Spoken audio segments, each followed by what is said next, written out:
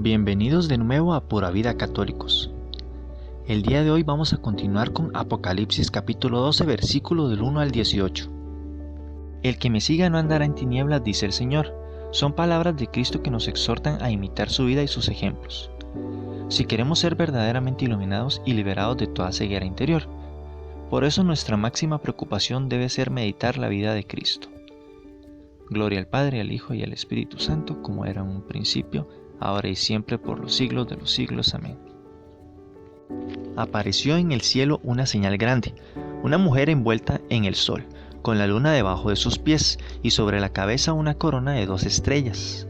Y estando encinta, gritaba con dolores de parto y las ansias de parir. El vidente de Patmos contempla en el cielo una señal grande. El cielo no es propiamente el escenario de la visión, cuyas fases se desarrollan sobre la tierra, sino que el cielo es más bien la pantalla sobre la cual se proyecta la señal. Esta señal es una mujer vestida de la luz del sol, con la luna por escabel en sus pies y una corona de 2 estrellas. Esta descripción de la mujer con esos atributos radiantes indican su carácter supramundano, santo y puro. Cifras en Apocalipsis capítulo 1, versículo del 9 al 16. El resplandor de la mujer envuelta en el sol da relieve a su grandeza y glorias extraordinarias. Este símbolo era conocido de los judíos, los cuales se sirven de la imagen de la luz para expresar la gloria de Dios. Cifras en Salmos capítulo 104 versículo 2 y en Ezequiel capítulo 1 versículo 23.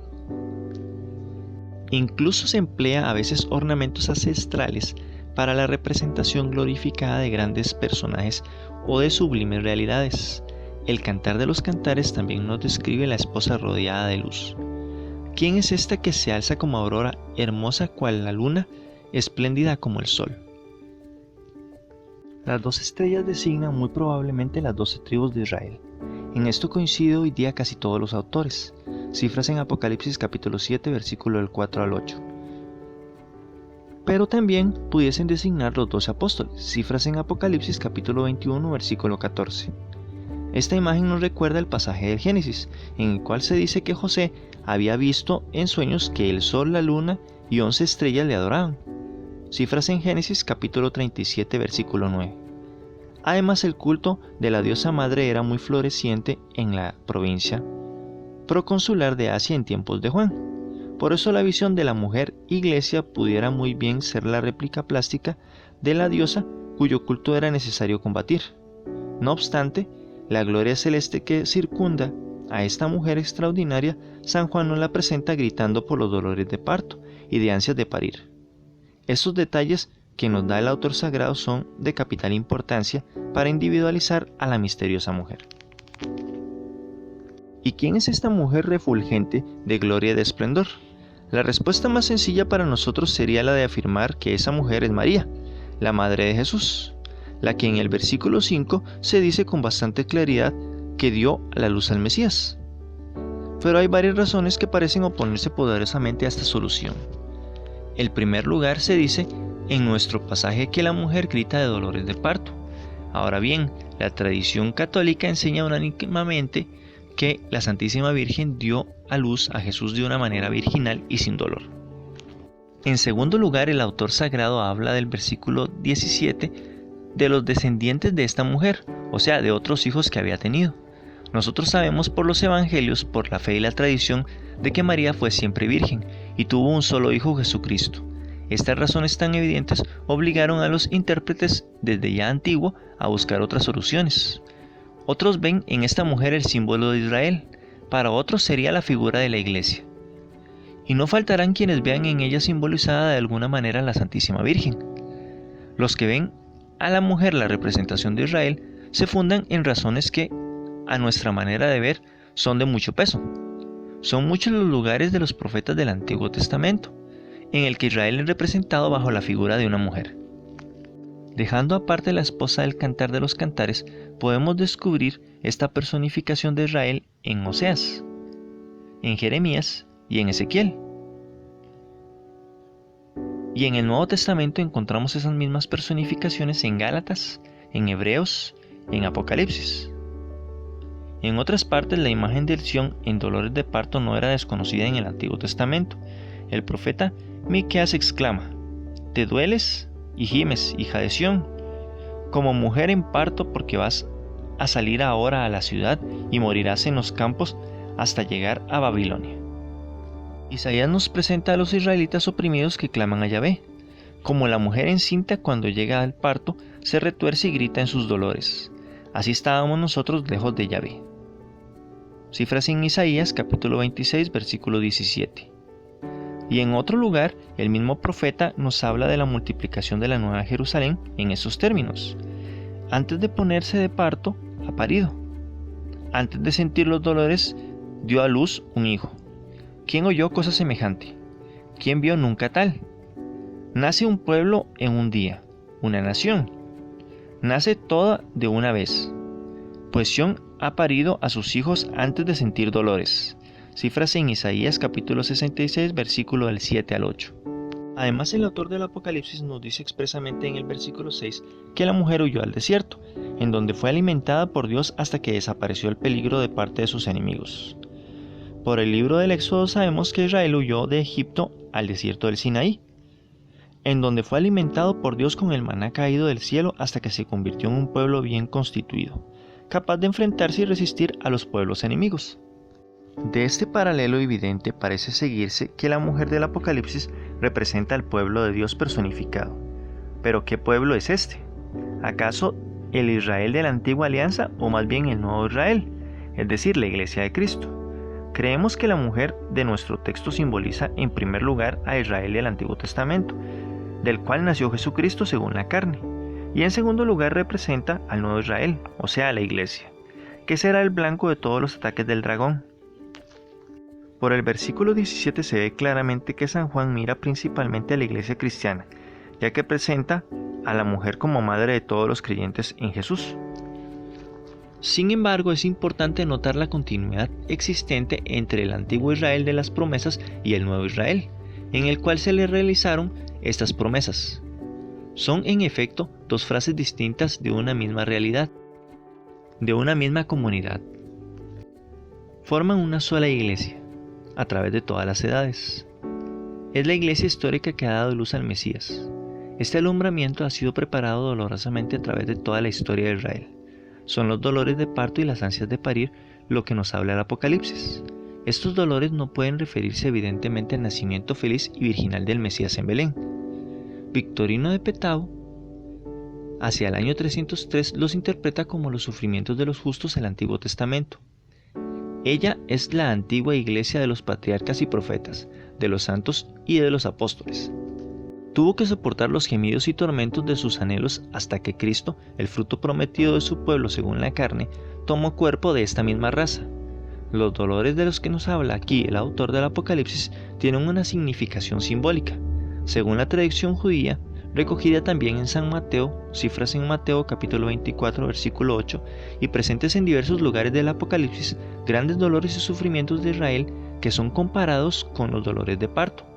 Habían que preceder la venida del Mesías. Los mismos profetas solían anunciar la venida del Mesías en los momentos de grandes tribulaciones sufridas por el pueblo de Dios. Yahvé sometía al pueblo a dura penitencia, en castigo de sus prevaricaciones. Pero cuando mayor es la tribulación y más lejana las esperanzas humanas de remedio, más fundada se presentaba la esperanza de la salud mesiánica. El nacimiento del Mesías prometido a Israel tendría lugar en los mayores aprietos de la nación. Vendría acompañado de graves dolores de parto. San Pablo nos habla también de esos dolores al fin de los tiempos, antes de la salud definitiva. En los libros apócrifos y en la literatura rabínica se pondera sobremanera los dolores del alumbramiento del Mesías. Esos dolores serían tan graves que algunos preferirían renunciar incluso a los bienes mesiánicos por no experimentar calamidades tan terribles. Tal es, sin duda, el sentido de nuestro texto expresado en estilo muy conforme con el de los antiguos profetas y muy ajustado al lenguaje apocalíptico. El Mesías había de nacer de la nación santa en los momentos de mayor angustia.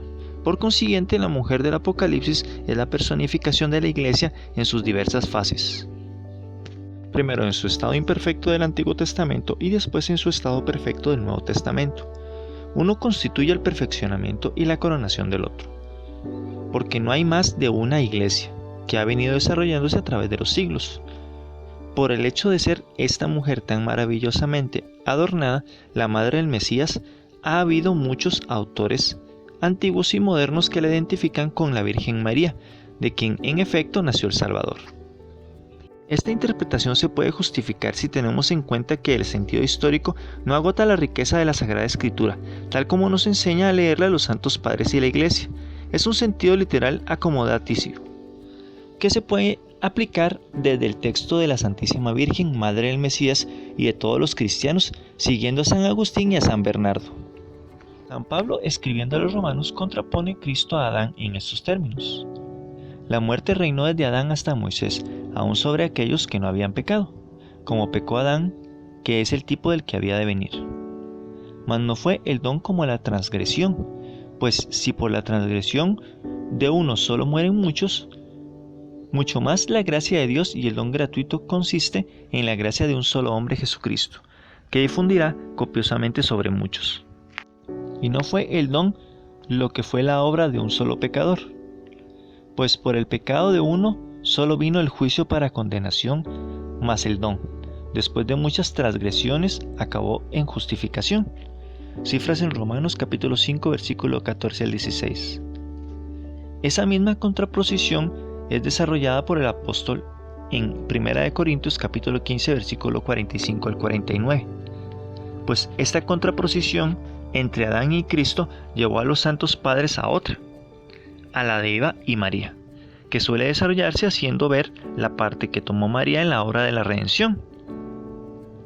Es la aplicación del principio de analogía, que tanto valor tiene en la ciencia teológica. Pues bien, entre la mujer del Apocalipsis, el pueblo elegido, la descendencia de Abraham según la fe, de la que salió el Mesías, y María, originaria del pueblo electo que le dio a luz, hay una analogía evidente. Si el apóstol de los gentiles pudo encontrar entre las glorias de Israel el que de él procediese Cristo, mucho más se puede decir esto de la Madre de Dios. Por eso mismo ella tiene el título de Madre de Dios. De igual modo, si el apóstol dice de Israel, de la descendencia de Abraham según la fe de nuestra Madre, mucho mejor se puede dar este nombre al que engendró a Cristo, Hijo de Dios e Hijo de hombre, primogénito entre muchos hermanos, por quien nosotros hemos recibido la dignidad de hijos de Dios. Cifras en 1 de Juan capítulo 2, versículo 29. Todo esto y mucho más lo conocía San Juan, por eso es muy posible que el vidente de Patmos aluda de algún modo en esta visión del Apocalipsis 12 a la Santísima Virgen María. Él, que conocía a María, la madre de Jesús, que la había recibido como madre suya en el Calvario, que había cumplido con ella los deberes de un buen hijo, no podía menos de pensar en ella cuando nos habla del nacimiento del Mesías. A esta aplicación no se opone en el que nuestro texto hable de los dolores de parto de la mujer, ya que se podría entender la compasión de María. Cifras en Lucas capítulo 2, versículo 35. En estos últimos tiempos se ha escrito mucho sobre el sentido mariano de esta visión del Apocalipsis. Los defensores del sentido mariológico ven en la descendencia de la mujer del versículo 17 significada la maternidad espiritual de María, que también engendra a los que creen en Jesús. Cifras en Juan capítulo 19, versículo del 25 al 27. Apareció en el cielo otra señal, y vi un gran dragón, de color de fuego, que tenía 7 cabezas y 10 cuernos, y sobre la cabeza 7 coronas.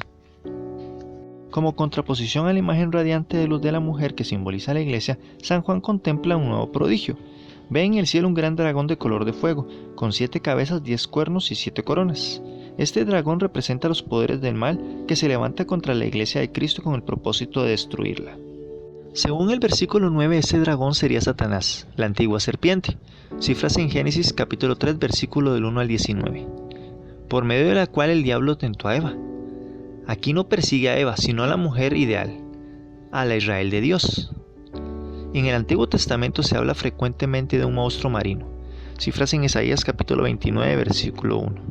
Jeremías capítulo 51, versículo 34 y Ezequiel capítulo 29, versículo del 2 al 5. Que es designado con los nombres de Leviatán, Behemoth y Rahab, el cual simboliza las fuerzas enemigas de Dios. El dragón que aparece en nuestro texto del Apocalipsis es semejante a la bestia del Apocalipsis capítulo 13 versículo 1 y capítulo 17 versículo 3. Sin embargo, aquí las cabezas y los cuernos del dragón no parecen tener el significado preciso que tienen los de la bestia. Los 10 cuernos y las 7 coronas del dragón son símbolos de su poder. Estos elementos están tomados del libro de Daniel capítulo 7 versículo 7 y capítulo 8 versículo 10. En donde los 10 cuernos designan a 10 reyes de la dinastía de los Seleucidas. Fue el imperio helenístico centrado en Oriente Próximo. Las 7 cabezas significan su resistencia a la muerte.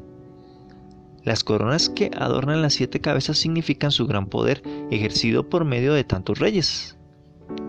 El dragón tiene coronas porque es el príncipe de este mundo. Y como tal se presenta a Jesús en el desierto para tentarle, cifras en Mateo capítulo 4 versículo del 8 al 9 y en Lucas capítulo 4 versículo del 5 al 7. Las tentaciones de Jesús constituyen un indicio de la lucha sorda y continua que el demonio mantiene contra Dios a través de los siglos. La historia de la humanidad está sembrada de hechos y sucesos que manifiestan bien claramente la lucha entablada desde el principio entre el bien y el mal. El Apocalipsis dramatiza sobremanera esta lucha contra las fuerzas del bien y del mal, entre Jesucristo y Satanás, que terminará con el triunfo total y definitivo de Cristo. Con su cola arrasó la tercer parte de los astros del cielo y los arrojó a la tierra. Separó el dragón delante de la mujer, que estaba a punto de parir, para tragarse a su hijo en cuanto le pariese. San Juan nos indica la fuerza maléfica y formidable del dragón al afirmar que con su cola arrastró la tercera parte de los astros y los arrojó a la tierra.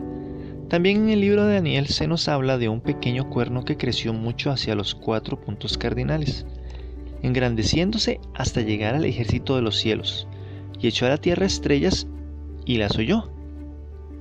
El profeta Daniel se refiere a Antíoco, de Epífanes, que con su persecución religiosa contra el judaísmo logró la defección, abandonar una causa o separarse de ella, de relevantes personajes de la nación hebrea y profanó el templo y todo lo más sagrado de la religión de Yahvé.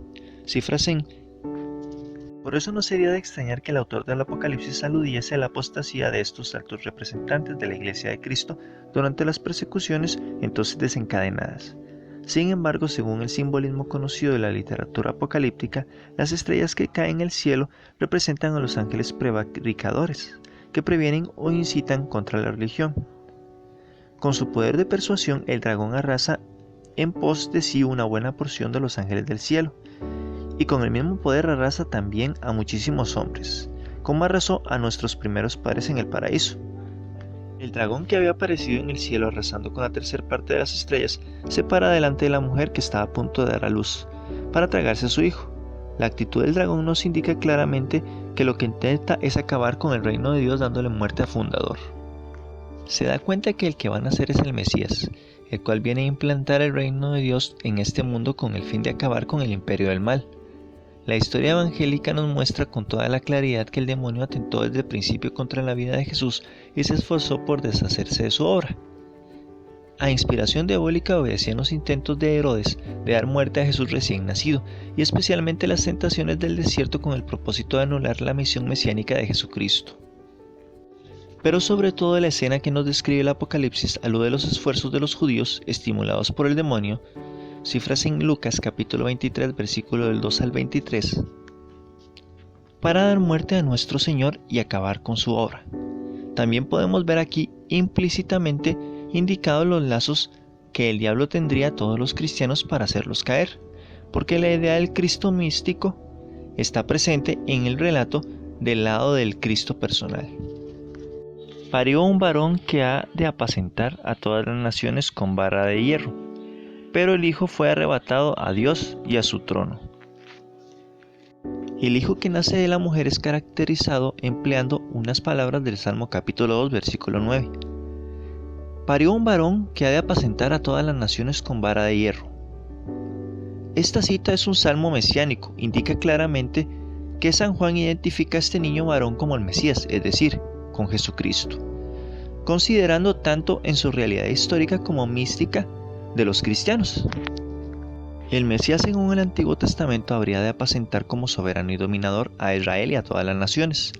Sería como el lugarteniente de Yahvé, que trataría con cetro autoritario o poderoso, o sea, con dureza, a los que estuvieran contra él. La mujer que le da a luz representa al pueblo elegido que, en medio de las grandes dificultades y crisis de todo género, ha logrado alumbrar al Mesías. El dragón no pudo devorar al hijo recién nacido, porque fue arrebatado a Dios y a su trono. El autor sagrado alude sin duda a la ascensión de Cristo y a su triunfo, que provocaría la caída del dragón. Jesucristo, por su gloriosa ascensión, subió al cielo y ahora reina al lado de Dios Padre por los siglos de los siglos. San Juan pasa de repente del nacimiento de Cristo a su ascensión, prescindiendo de todos los hechos de la vida terrestre de Jesús, de su pasión y resurrección. Esto no significa que desconozca esos hechos a los que alude en el versículo 11 y de todo el Apocalipsis, sino que pretende mostrar la impotencia de Satanás ante el poder omnipotente de Dios y de su Hijo. San Juan incluso en su Evangelio pasó por alto la infancia y la juventud de Jesús.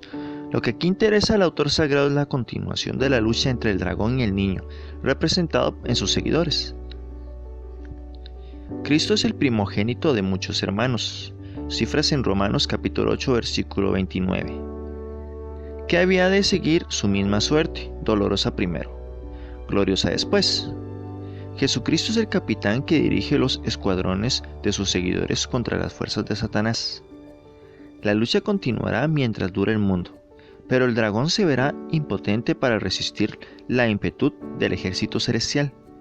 Desahogará su rabia ante su impotencia frente a Jesucristo y a la mujer que lo han engendrado. El establecimiento de la iglesia en este mundo exaspera a Satanás, que se da a perseguirla por todos los medios de su alcance. La mujer huyó al desierto, en donde tenía un lugar preparado por Dios para que allí la alimentasen durante 1270 días. La mujer tuvo que huir al desierto para librarse de los ataques del dragón. Esto es una anticipación de la huida. Hay que recordar que el desierto es un lugar tradicional de refugio de los perseguidos en el Antiguo Testamento. El desierto es el lugar tradicional de la vida religiosa profunda y en donde Dios se comunica más íntimamente al alma. Esto explica que las almas sedientas de una mayor perfección huyesen de la vida paganizada de las ciudades y se fueran al desierto. Además, San Juan sabía perfectamente que en el desierto halló Israel un refugio contra la persecución de los egipcios, y en el desierto fue alimentado por Dios por el maná. Como sea, se dice que Dios llevará a su pueblo al desierto y que ahí le hablará al corazón, para vivir la vida escondida con Cristo en Dios.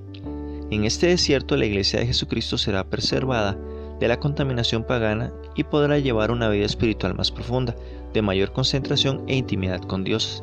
Y ahí, en aquel retiro íntimo con Dios, los cristianos serán alimentados con el agua milagrosa de la palabra divina y bajo el pan bajado del cielo, que es la Eucaristía, figurada por el maná. Cifras en Juan capítulo 6, versículo 31. La permanencia de la mujer en el desierto dura 1270 días, es decir, 3 años y medio, o en términos apocalípticos, media semana de años. En otras palabras, es un tiempo corto. Este periodo del tiempo presenta todo el tiempo que ha de durar la persecución, sea la que fuese. Es una cifra que se nos es conocida por Daniel, en donde es equivalente al tiempo que ha de durar la abominación de la desolación del templo de Jerusalén. Cifras en Daniel capítulo 9 versículo 27, llevada a cabo por Antíoco IV Epífanes. El tiempo que duraría las persecuciones del dragón contra la mujer y sus hijos, los cristianos, será la media semana de años, cifra simbólica, cuyo valor real solo Dios lo conoce. Cifras en Marcos capítulo 13 versículo 32. Después de estas persecuciones llegará la victoria definitiva de Cristo y el reino de paz. La mujer huida al desierto es sustentada por Dios durante todo el tiempo que dure la persecución, o sea, por espacio de 3 años y medio. Hay evidentemente aquí una clara alusión a Israel, alimentando en el desierto por el maná que Dios les envió. Cifras en Éxodo capítulo 16 versículo 4, Salmo capítulo 78 versículo 24. Y posiblemente también se refiera al sustento milagroso con que Dios fortaleció al profeta Elías para que pudiese caminar y llegar al monte Orem. El autor del Apocalipsis suele servirse de hechos y pasajes del Antiguo Testamento para expresar e ilustrar realidades mucho más elevadas del Nuevo Testamento. En esto sigue la misma concepción de San Pablo, para el cual las realidades del Antiguo Testamento eran figuras de otras realidades superiores al Nuevo Testamento. Y con esto terminamos el video de hoy. Si les gustó, denle me gusta, denle a la campanita para recibir todas las notificaciones, compártanlo con todos sus amigos y nos vemos en el próximo video.